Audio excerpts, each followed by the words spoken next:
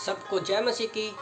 परमेश्वर हमारे विचारों को समझ लेता है। प्रभु का वचन कहता है, भजन संहिता 139 वचन 2 में, तू मेरा उठना बैठना जानता है और मेरे विचारों को दूर ही से समझ लेता है।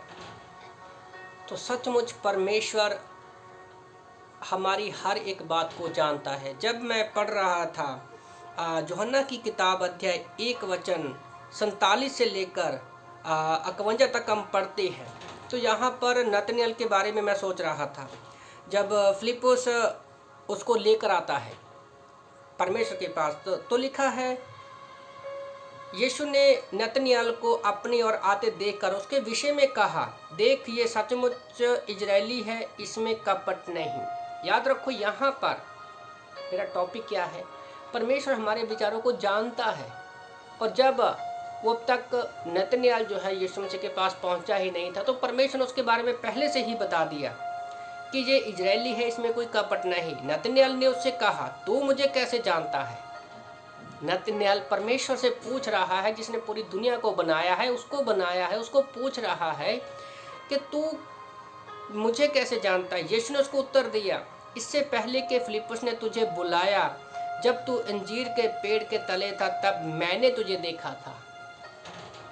फिलिप्पुस के बताने से पहले जब वो अंजीर के पेड़ के तले था, तब उसने देखा। नतनएल ने उत्तर दिया, हे रब्बी, तू परमेश्वर का पुत्र है, तू इजराइल का महाराजा है। यीशु ने उसको उत्तर दिया, मैंने जो तुझसे कहा, मैंने तुझे अंजीर के पेड़ के तले देखा। क्या तू इसलिए विश्वास करता है? तू इससे बड़े बड़े कामों को देखेगा।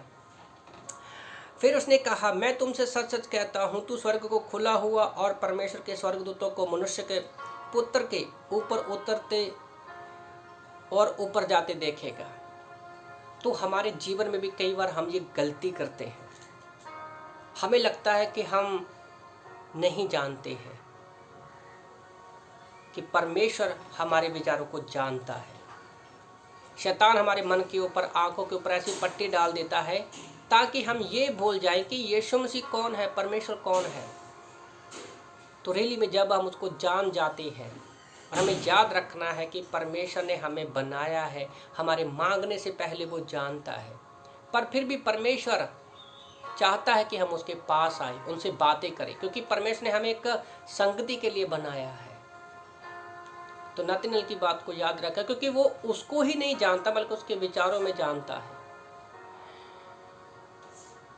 तो आप लोगों को छोटे से मैसेज के द्वारा उत्साहित करना चाहता हूँ कि हमें बस परमेश्वर के पास आना है, और प्रभु हमारे मन की बातों को जानता है। आमीन।